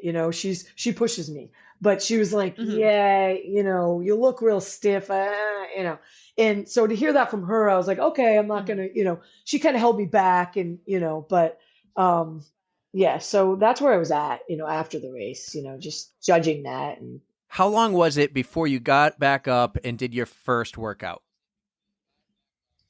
workout, Bike ride, run, like whatever it was? I spun on the bike. I spun on the bike probably, I want to say 3 weeks after, but that was painful. And it was like for like 25, 30 minutes, Mhm. just to see. And it wasn't Mhm. like, I mean, I didn't get much, what was I getting out of that? More mental, because I physically couldn't have been really doing anything, I don't think, for me than just maybe aggravating my back. But after that 3.5 weeks, I tried running. And that's when I felt okay, but I had back spasms and I was wicked stiff and like it was wicked sore, it was painful, but it wasn't like agonizing where I couldn't run. It was just like, and I ran for like 20, 30 minutes. And that's when my coach was like, I don't know about that, And so it was kind of a yo-yo effect there. But probably like 4.5 weeks till I had like I wouldn't say a workout, maybe just like a run, Yeah. or slow. Everything was kind of slow at first. Biking, I could get on. Swimming took a while. I can't remember how long it took me to swim, but that was like, I couldn't even think about swimming in my head, gain wise, because the thought of me pushing off a wall or like bending to flip turn or like moving my back and core that much just it sounded like an awful idea, like to me. So swimming was the last thing. Sitting on a bike, not so bad. I put like something under the front of it to like raise it up a bit, the TT Yeah. bike, inside, so Right. that it was Mhm. sort of like more like Yeah, a little that. easier on the back. And then we bought some gravel bikes, mainly because I was like worried to ride my tri bike's destroyed anyway. So I had That to was my next fix all question. What that. We're happened to still the fixing it. bike? The Mm. front end is just destroyed. Like the carbon were cracked. The front end was just all cracked. My saddle was just thrust forward and like shoved up. I'm like, what the heck happened there? The derailleur was messed up, but Ooh. the wheels were fine. Everything that was like on the frame was fine because everything on the outsides were kept messed up. So just some front end stuff. The derailleur, we had to fix that up. So my fiance is gonna do the front end. We bought all the parts. We just haven't done it yet still. We bought the gravel bikes. And so I got out on the gravel bike pretty soon, which was probably really dumb because had I fallen where I was at, like it was like probably 5 weeks out, maybe or something, maybe six. Had I fallen there, that would have been a really bad, I think, if I had a mistake on that bike. But, you know, Mhm. I wanted to get out there. It's like, I'm honestly shocked. I'm honestly shocked that the deer lived Yeah. through that. You said just it was ran really away after. traumatizing because Like, I could what the hell? feel that the deer was like so traumatized. Like that really like affected me for some reason. It was like I felt bad for the deer too, though, like because it was just so shocking. You could tell from Well, the yeah, deer. Like, nobody wants to like hit an yeah, and I innocent just felt like the animal, way but- he scrambled off, it was just like for the both of us, wicked traumatic. Yeah. You know, but he was fine, I think. 'Cause Yeah. I could tell he scrambled off. Now I don't know. He must have got, he got hit by those arrow bars, so that couldn't have felt good. Did he have antlers? Oh yeah. Mm. Yeah. So yeah. when you're going down that hill, I and think you're so. gonna Yeah, hit yeah, him, he did. Are you thinking? He was like I would say it was like I don't know, it looked like a male, like not a buck, Uh-huh. but like a male grown deer. That's what it looked like to me. I don't know if he had antlers. Did they have antlers? I don't remember. I'm just thinking maybe like, he did have you don't want to hit the antlers. Those antlers could kill you. Yeah. I don't remember. He was a good size. I don't really remember, to be honest. I couldn't say for certain on that. No. I don't think it was a buck or anything. It wasn't. It was a good sized deer though. It was like thick. It was definitely thick. So if you were a Like, hunter and you 'cause I, shot that felt deer, it. you'd probably hang him on your wall. He's big enough to do that. Yeah, definitely. Yeah. He was a good size. I mean, he wasn't. Oh. Yeah, it wasn't like a doe or a small little skinny guy. No. So I don't think this Right. story really became big news though last summer. No. It kind of became big news about a month ago when you went down to Disney and ran in a little race down there. So Yeah. So real quick, at the time in the summer, you were really training for the Burlington Marathon. Like, was Disney your next marathon because of the injury and the setbacks? Or Yep. yeah, No, I'd signed up for that because my fiance's daughter was going to do that as her first one, and they love Disney World. It's like a really special place for them. They've traveled there all their lives, and so she wanted to do a marathon. We're like, and she's like, I want to do Disney. And we're like, that's great. Like, I'll do that. I'm like, it's a perfect time of year because I love to run in the fall and the winter. So I'm like, then I can train up into, through the holidays. I love that. I'm like, and it doesn't really coincide with like, it doesn't like mix in with the triathlon. So it's like a great time to like tune up the marathon running, do another marathon, try to get a PR, all this that I was trying to do anyway. And I'm like, and it would just be fun because we could train with her and my fiance could run with her. And, and we had such a great time running with it. But we signed up in April. So I knew in April that I was doing it. And so after the crash, I had to forego. I was going to do like Lowell, Bay State, whatever, Great Bay Marathon, Bay State. Sorry, it's Bay Bay State. I was really gunning for that one, like to do that one, but that was out, obviously. So I'm like, let's just have this one be my big one back. This will be like my big thing back, motivation wise. This will be the first race I do, and like, it's not an Ironman, so it's like, I think I can try to get in shape for it at least and just have fun and go there with you guys. I think I could run a marathon by then for sure. I was pretty sure I could do that. And I'm like, even if it's slower than what I want, it'll be great because it's Disney. So I'm like, it was kind of like not a lot of pressure to do well there, but see how it goes. And then it was fun training with them. So it was like, kind of a way to pass the time and get back in shape with no pressure for like Ironmans or, trying to win the thing, whatever. So that was where that came from. Yeah. Yeah. So we already know how the race turned out, but do you want to tell our listeners what happened during that race? So we were going to the race. We were having it was really exciting because it was going to be Bella and Mike's daughter's first race. First marathon ever, like never won a marathon in her life. So we're wicked excited. He's doing it with her. It's going to be great for them. We're all going to be out there together. So we're really excited going into it. I was feeling good fitness wise. I was pretty fit run wise. Like I got myself to a point where me and my coach were feeling pretty good about it. So I was like, if I could shoot for the top 5, I'd be elated at Disney. I'm like, there's a lot of people there. I'm not strictly a marathon runner. I'm like an Ironman athlete. So I'm like, if I could place in the top 5 at Disney, that'd be epic, it'd be fun. And, and so we went out there to have fun. And, I asked if I could be in the elite field because I figured, if I'm in the top 5, I feel like I could make the top 5. probably an elite. So I submitted a time, and at first they didn't have me in the elite field because something got messed up. But then they looked at the time and they're like, okay, you qualified. So I got into the elite field, and I had a terrible. We had to get up at 2:30 in the morning. That's the only thing Yeah. about that race that's kind of whatever. But the rest of it's awesome. Pretty cool scene, really Yes. exciting. It's like beautiful there.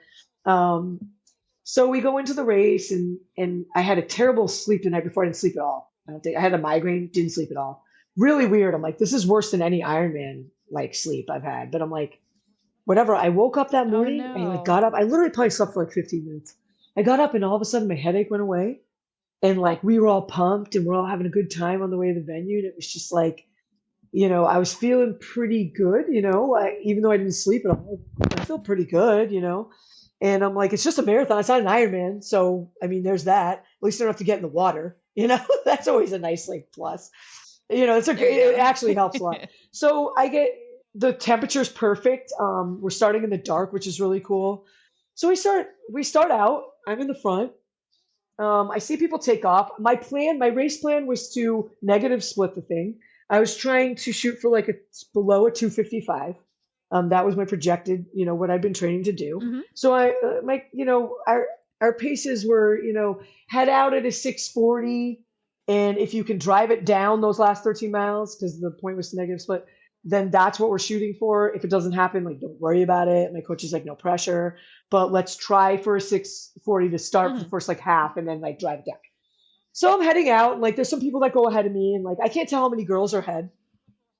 And I'm doing that 6:40 paces, feeling pretty good. I'm just like, I just need the average to be 6:40. So if I'm slipping into 6:45, no big deal. So I'm doing a first average, and I'm feeling pretty good at the 6:40 minute mile. I'm like, okay, race plan's going well. I see a girl up ahead of me. I can see her in my sights, but I'm like, now's not the time to try to like run her down because, you got a long way to go. And it's like, let's just, try to drive that pace down, and you got to stick to your plan.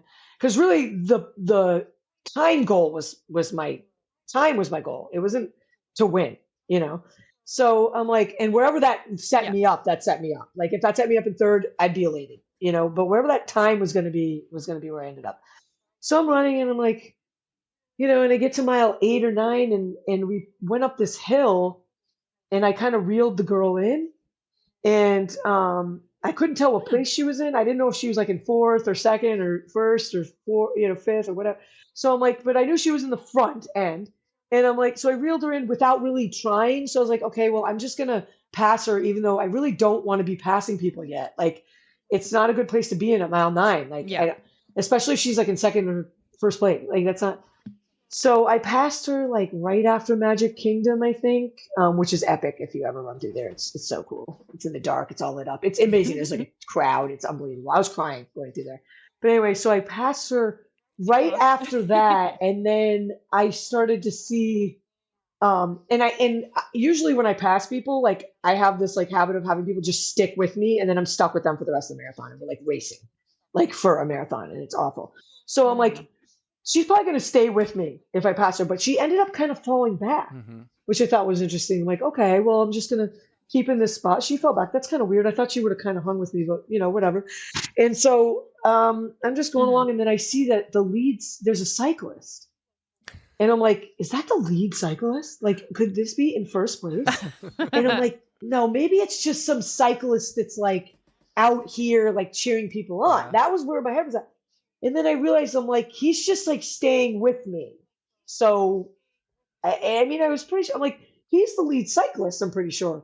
And there's a couple guys that are with me the whole time that we're running, and, and I'm just clipping away, and I'm like, I think I'm in first place. And so I go from mile like 10 to 16, and I hear over the walkie-talkie with the cyclists, them say, second place is just crossed mile 15 at, however many minutes back. And I go, and I go, what place am I in? They're like, you're in first. Like, because I was getting confused because I'm like, I didn't realize we were at mile 16. So I was actually ahead of that girl when I thought we were just coming up to mile 15. So that I got confused, and I'm like, and the guy next to me was like, you're in first. Like, are you out of your mind? And then I'm like, okay. So then I'm like, all right, great. Now I'm like, I got 10 more miles to go, and I'm in first. This is not the position I want to be in. Really? I would never have thought that. And what's that? What? I guess the so. pressure I on guess it's them. So, like, pressure.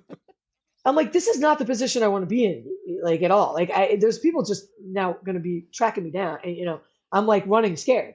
So I'm just like, you Yeah. really need to keep it together, Katie. Like, let's just keep it together. Just pretend you're not in first for sure. Don't even think about that. Just maintain your pace. And I was getting updates about how far back the next person was, and they were saying 3 minutes, 3.5 minutes. I'm like, okay, well, if that's a new girl, that may be scary. But if that's the girl I passed, it's a whole different story because that means I gained 3 minutes on her. And if I'm going this pace, I don't have to go faster than this pace. Who's giving I you can the just stay updates? here and it's Yeah. solid. The guy in the bike. Okay, so he's updating. He's like, just like, hey, Katie, just so you know, you got a 3-minute gap right now, and if it closes, he'll tell you Yeah. it's a 2-minute gap. They were just getting. You could hear the person update their walkie-talkie. So he's not telling and say, you. You're just listening in.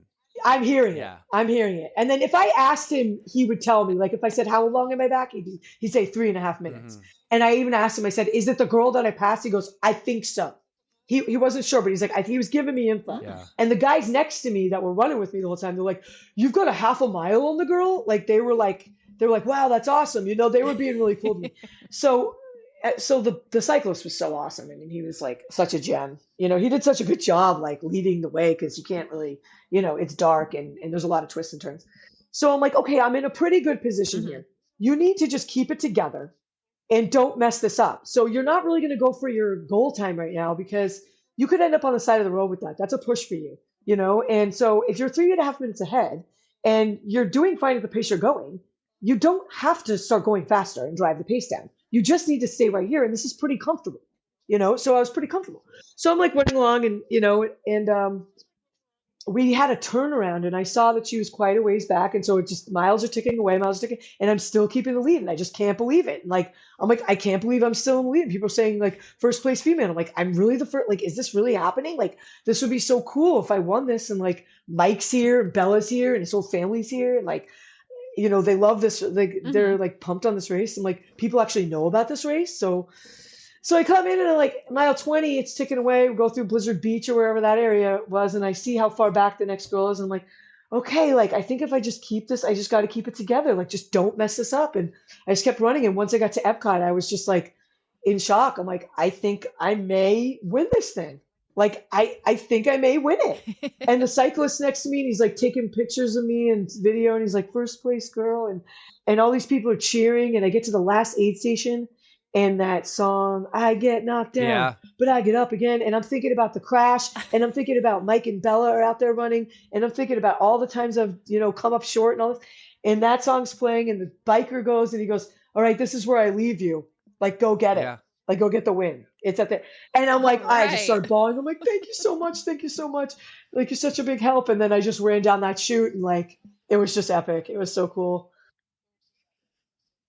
You just gave me goosebumps with And that. the thing that got me really, I'm so excited for you. you're so awesome, dude. Like the thing that got me going though was the lady says, as I'm running through, she says, here she comes, 43 years young. And I was just bawling because I'm like, when you turn 40 and you turn, people make it like a death sentence for athletes. And it's just like, you hear that so much. And it's like, you're constantly trying to like tell yourself, like, you're not too old. You're not, that goes through my mind all the time. And it's just tough, and so you're like, I'm never going to win a race at this age, like I just always think that. And it's like to be coming across that line in a race that people actually know about at that age, Mhm.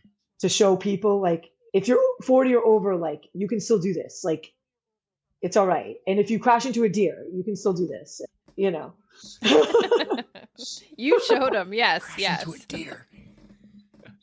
You just got to give everybody like the big middle finger. Like, this is what I have to say. 40. Yeah, like for all the 40-year-olds out there, like I I feel bad. It's like you can still like be successful. You can still have your best times. It depends on when you who's to start too. say? Especially if you start later. It's like Well, I think you can always I improve. think but it's- runners and triathletes actually hit their prime in their 30s and 40s. It's not like a young man's Yeah. or young girl's game. no, not at all. Right.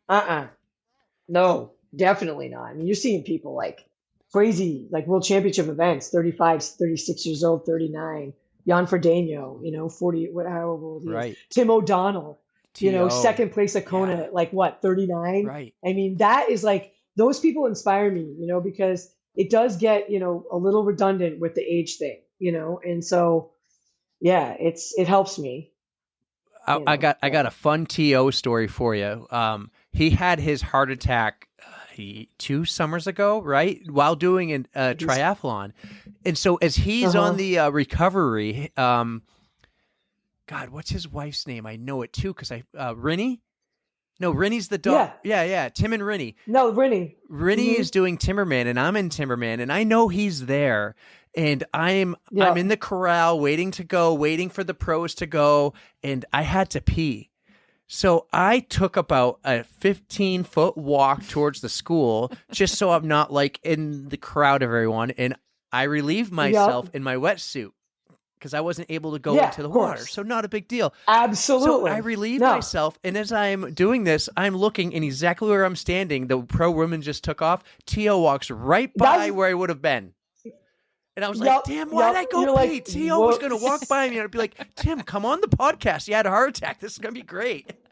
Oh, yeah. I mean, he's unbelievable. And I just, to do what he did in that World Championships too, second place, I mean, after being there so many years, I was just so impressed with that performance. Unbelievable. But I was was that the year, not this past summer, but the summer before? Because I was there. It was the first one back. Yeah, it was the summer of 21. Yeah, 21. Where it was super hilly, and we were supposed to have a hurricane and all this. And remember there was going to be a hurricane, and and I'm like freaking out. And I'm checking the weather, like unbelievable. And Mike and I are like, oh my god, why does this happen to us every time? It was my best run ever too, and it was rainy and windy, and it was cold, and it was my best half marathon for a triathlon. Put it that way. That is I ran awesome. much faster than the single. That's awesome. But the swim was my worst because it's local, so I drove to Laconia the day before. I do the bike setup and everything, and then I had nothing to do, so I came home and I just went to the pool, and I did like maybe 300, 200 yards. I don't know. I actually met a guy who became our guest there. His name is Mark Dubrick. I don't know if you heard of Mark. And I'm talking to him, and I get up and I leave. And it's 8 p.m. and I realize I left my goggles at the pool. And I'm like, crap, these are my goggles. Are you kidding me? These are my race goggles. Did you have them do an announcement in the beginning? Because they'll do that. They'll be like, does anyone have a pair of goggles? No, I didn't. For a poor soul. This happens every race. Does anyone have an extra wetsuit? Right. For the poor soul. I've heard wetsuits, dude, like that people forgot. I'm like, oh my gosh. My first half Ironman, they were handing out goggles because Zone 3 was a sponsor. And I'm like, maybe they'll be goggles. But you're like, as a backup, I go to Walmart and I bought like $10 goggles, and I don't even get to test them. Oh, that's so funny. And they ended up being the worst. Oh my gosh. I was too nervous to ask someone for goggles. And I'm like, these will work. And I start swimming, and the whole entire left eye fills up with water. So I try to fix it, but I can't fix it. Nightmare. And then I say to myself, I think I'm just going to quit and turn around. I'm like, I can't do that. I'm just going to suffer through the swim and swim with my head above water. Yeah, you have no choice. I eventually, maybe 200 yards in, I hit a kayak and I said, can I hold on to your kayak for a second? I just got to, as long as it doesn't move. Right. I just got to kind of fix this. I mean, he's volunteering there, and I was able to fix my goggles, and this other girl pulls up to the kayak, and she's like hyperventilating, like just can't pull herself together. What do you call it? I treaded water there with her for 1 minute just to kind of collect myself. And I'm like, hey, we got this. We don't need to break any records. I'm going to try to fix these goggles, and you're going to try to. And she goes, okay. And then we started up again together. I never saw her again, but the rest of my swim went fine. It's the people. That's one thing I think people get so nervous before the Ironman event, but then you get out there and you realize, like, you're just going with the flow. There's so many people out there, like, with you, like volunteers and everything. It's almost like you don't feel as alone, you know? It can feel pretty isolating, like, before that gun goes off. You know what I'm saying? Like, oh my gosh, it's so scary. But, like, then you realize once you're out there, like, just, you end up, like, sometimes, like, talking with people or, like, you know, yo-yoing with someone on the bike or whatever it is. Like, hey, buddy, good job. You know what I mean? Like, and, you know, or volunteers when you're running through the tent and they're like putting suntan lotion on you, it makes you feel less like nervous, I feel like, or like something like that happened to you. Mm-hmm. It really helps. It was fun. I find the halves are a little more friendly. I've only done one. I've only done one full, and that full is in another country where they're first They're language serious isn't even business English. over there. Yeah. So Right. maybe when I do Right. like Placid or something in America, I'll get the friendliness. But the halves I've done a Yeah. handful. Yep. It's so just back and Mhm. forth on the bike. We're all age groupers. None of us are elites or pros. Yeah. But we're just kind of like having fun, talking about what's coming up or the hill, or Yeah, what it helps. what Ironman are you training for? And if someone will go Lake Placid or Mount Tremblant, we're like, oh, I'll be there too. Right. Look up my bib number. And, Exactly. it's a cool community.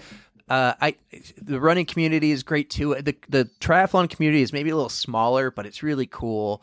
And it's I've had a blast, made many friends out there doing it. So Oh, definitely. Yeah, definitely. my next one, I'll be like handing out stickers. Hey, you got a good story? Come on the podcast. Yeah, exactly. You should. Yeah. That's awesome. People love to talk, like triathletes. I feel like the two of you need to coordinate next time you guys do Ironman. Oh, yeah. Like you guys could be like, oh, are you going to be at this one? definitely. We got to meet up. Are you Yeah, going to be at this one? that's We got to get easy some too. spaghetti. Like, you could easily just be like, hey, you're going to be at blah, blah, blah, like Montreal. Because it's easy to meet up. What's your next race if you have one planned? I'm actually just going to do, I'm going to do Providence Marathon. Okay. Because I'm still going for that PR that I want. And then I don't know. I remember you said Really when we bouncing started, you some were ideas kind of off. like on the fence of triathlon again. Like, so are you still on the fence or? I don't know. I'm thinking like, should I go for number 20? It's like me and Mike talk about it all the time. We're like, do we want it? It Yeah. takes up so much of your life. And it's like, I did it for so long since 2011, like so many races. And it's like, it's kind of nice just to be running and like get back to life. And we're getting married and it's like, we have a lot coming up. So we're kind of enjoying just not doing Ironmans for a minute, but I have a feeling we'll both be back. Mhm. Cause I'd like to see him qualify for Kona and it'd be really cool, like to see him out there again. And So is he at that level too? he is, he was really doing well there before St. George. And then he had a tough run out there because that course is crazy, but I do think he has the potential to make it to Kona. Yeah, definitely. But it's going to take a lot of work. It's a lot of work, but I do think he has the potential to do that. Yes. On the right day and everything. Absolutely. I do. Well, if you're going to be sticking to the marathons, you need to let me know which Okay. ones you're going to do. I'm doing Maine Coast on the same day that you're doing Providence, though, so I won't be able to do that. You are? one, Is but- that a full? Yes, it's a full. Yep. They do Saturday half and a 'Cause Sunday that full. sounds cool too. I've done it before, but they switched the course up since the last time I did it. I did it in Okay. 2015, and I think it's a little bit different from Okay. this time. But yeah, I'll definitely. Yeah, let you know how definitely. that I'd love goes. to hear about it. I think I'm doing Clarence DeMar in the Keene area Oh, coming cool. up in September. All right. See, that's So I'll get to see your old and stomping you get some grounds. races coming up then. Well, that's awesome. We got to get you into triathlon too. No, I'm just kidding because I heard the last podcast where you're like, Doggy we are paddle. going to get Erica Yeah, into he's trying. triathlon, doggy paddle. And I'm sitting there like, yes, let's get her into it, dude. She needs any advice. We got this. I swear it will Yeah. happen soon. I haven't committed to one yet. And so if you got he's the working running on bug, it. that's just as fun. Yeah. Like, She has recently in the really past is. couple of years got the ultra running Yes. bug. Definitely. Yeah. Oh, nice. I'm working on Sweet. that too. Definitely Okay. easing my That's way awesome. into it. I didn't. I was thinking about it, but the longest I did was a 50K, which is just like 33 miles. And one of the ones I did, it's called the Speed Goat 50K. It's like 12,000 feet of elevation gain and loss because this Yeah. is out in Utah, like Snowbird Mountain. And it took me God. literally, it took me 7 hours and 39 minutes. So they're like, it reads like a 50 miler. Like it was, and other ones I did took me 5 hours and like 12 minutes or something. So this one was like Elevation's super no hard. Like it was a joke. lot of hiking and you're going to the peak like multiple times. But that's as far as I went with that because I got into the Ironmans. So maybe someday. That's I don't still know about the 100 respectable. milers though. Now that I'm like, Heather Jackson, Yes, I know. I She's know been of doing Heather. those now. I don't know. Yeah. she's from New Hampshire, so it's like Right. awesome. She's a really cool person, by the way. Like I've talked She to her won once or Lake twice, Placid, just because we were right? racing in the same field. Yeah. Yeah, multiple times, and she's that girl's the biggest badass, and she's also one of the most humble athletes I've ever met, and is wicked cool. But now she's doing ultra marathons, and I saw her at the end of a 100 miler, the one she did, and I'm like, I don't know after seeing that picture if I could do that because she just looks so tired, and like she Uh-huh. is such a beast, and she is so tough. I'm like, I wouldn't make it. Like, just by looking at that picture, like, it just looks brutal, dude. This girl, No, Erica, no. this girl's a badass. So I don't know, maybe like a 50 miler. Absolute Mhm. badass. She's Exeter, New Heather Hampshire, Jackson. right? She's unbelievable. She has, Exeter, New Hampshire. She has won so many Ironmans and so many half Ironmans and such a big 4-set Kona. And now she's doing ultra running. She's unbelievable. Unbelievable. Like, and This really is- cool. This has You should been check her out for sure. fantastic, and I have a feeling we could go for another Yes. hour and a half. I need I to. know, We you guys need are to so have you awesome. back, and we haven't even talked about Kona. So maybe in the fall around Oh, yeah. Ironman World Some Championships, other time. which are in Kona, or are they not in Kona this year? Yeah. Aren't they going somewhere else? For the men, see, I thought for the men Yeah. they're going to Nice, and the Okay. women are going to be in Yeah. Kona, which is It has to ooh. just stay in Kona. I'm I don't okay know with them about doing that. the men's race We'll and the see. women's race on Yeah. separate days. If that, right? Yeah, that was so cool. Actually, that The was only really person cool, who I hated it thought. was Scott because he had to race with Yeah. all the women. But our buddy Scott, he finally qualified after trying for so long, and he's like, I'm in, I'm Yeah. going to Kona, baby. And then, I got a race on Yeah. Thursday.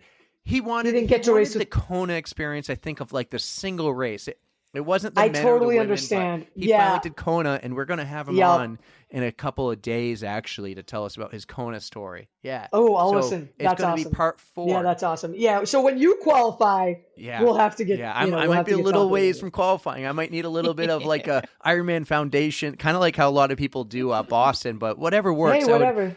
We got to get you a coach. yeah, we'll we'll get me a coach one day. Maybe when I'm a coach. give my boys a couple more years to get Yeah. older, and then when I can really commit to it. Yeah, But honestly, Yeah. that's a That's huge fair. thing. Yeah, for sure. you told us you have some amazing stories, so yeah, we'll have you back on because I think there's many more stories outside of Yeah. just Kona. But you're like, I could talk for hours and for days about running and racing and Code Browns and just stories. So that would be awesome. Oh, absolutely. I'd love to. Well, that's quite the amazing story. I think the deer's okay. The bike's destroyed. You're fine now. You're winning races. Yeah. What a story. I'm so happy you said yes to coming on. So, So we have fun. 2 final big questions we asked everyone. I gave you a little bit of prep. So Yes. mine I think are easy, okay? I picked 2 Instagram pictures actually this time, but one is you Oh, and a dog driving, and then the other one Okay. is you and your cat. okay. Oh, wait, let me see the one. Oh, me and Riley. So Erica's the big Oh. cat girl. I'm the big dog That's guy me and here. Riley. Tell us about your pets. Well, the dog isn't my pet. It's a triathlon-ish story. So my buddy Clint had a house. So I was doing Oceanside, California, 70.3. And my buddy Clint had a house out there in Huntington Beach. So we used to stay there. And we would drive out together. And I don't remember what his dog's name was, honestly. But that was his dog. And it's just a selfie that I snapped on the way to that race. We were driving out there. You got rolling with my homie, hashtag Sherpa dog. Oh, the best Sherpa out there, probably. Yeah. Yeah. Yup. And so, so I don't even remember the dog's name. It was so long. It was a while ago. It was probably 2016. Yep, March 29th, Somewhere around 2016. there. I creep. yeah, so- I just keep scrolling and So that was right before, Oceanside. We were heading out to Oceanside. And so that was on the way there with my buddy Clint, he's a great buddy of mine. He's into Ironmans. Like we've known each other through that for a long time. And then the one with Riley was just me and my cat Riley sitting in my kitchen, and he just sat on my lap. I'm like, I got to get a photo of this because this doesn't happen often enough. And I just Snapchat the photo. It's just me and Erica has Riley. a couple cats, He's my- and one's he's my Maisie, buddy. and we call Maisie the I love it. podcast Aw. mascot or something like that, because she'll always jump up on our laps when we're Oh. recording and stuff, and she'll Oh, go I right love up to the that. microphone and she'll be like, She loves playing with cords. Oh, I love cats. I love cats.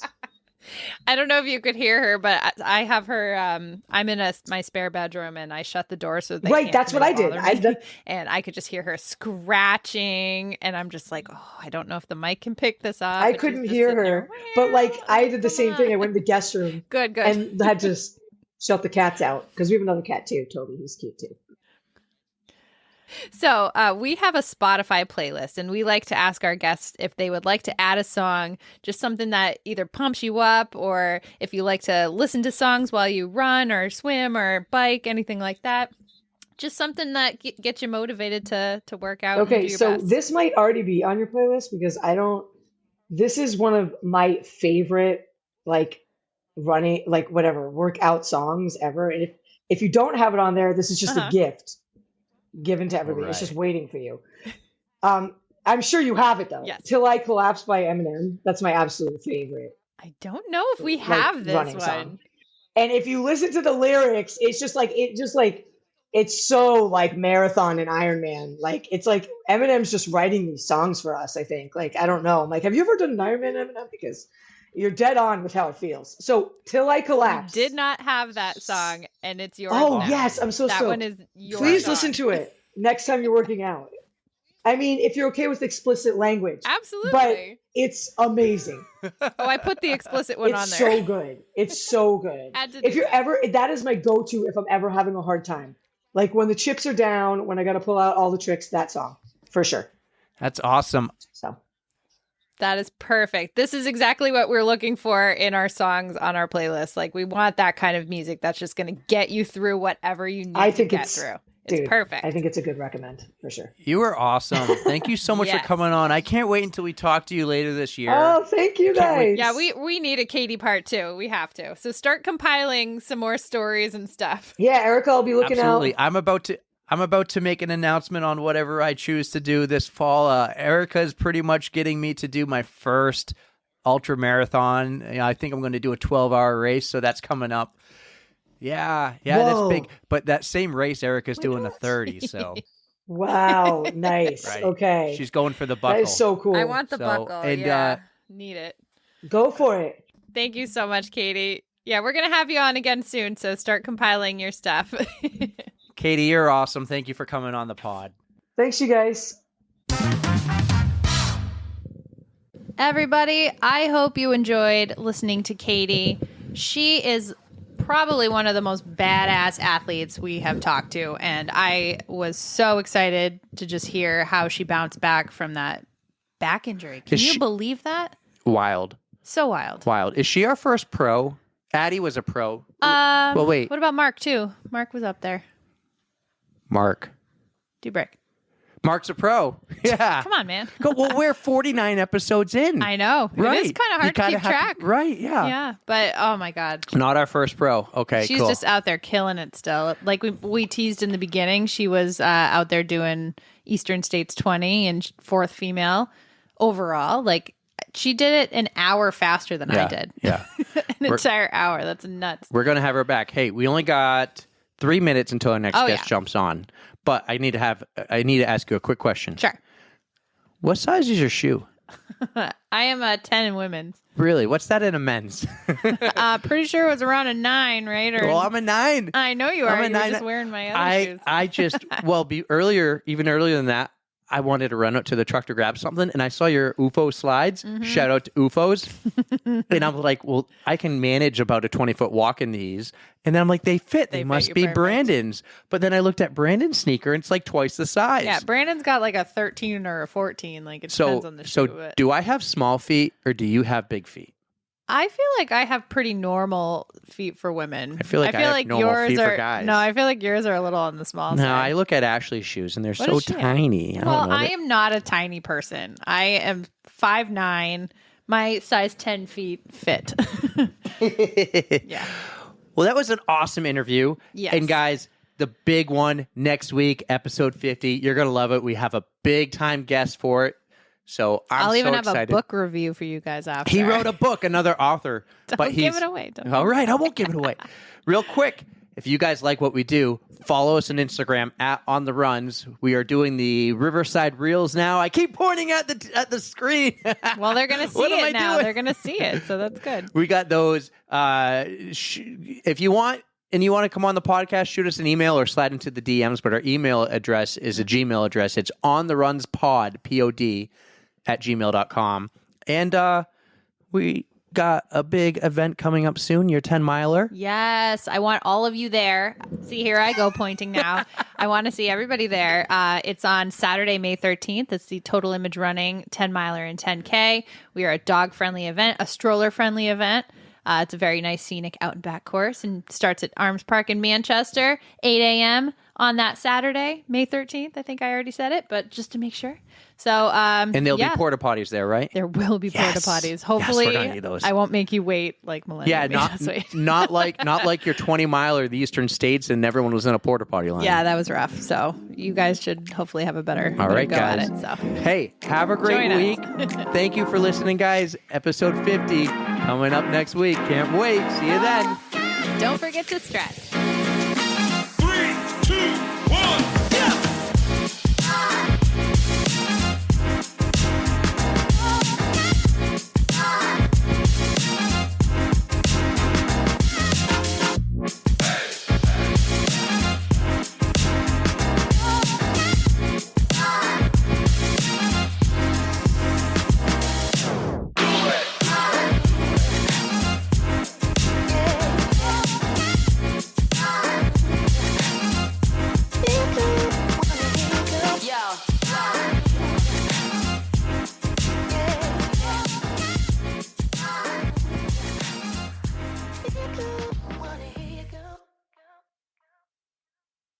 You got to remember, though, Mickey might be listening. Mickey Mouse.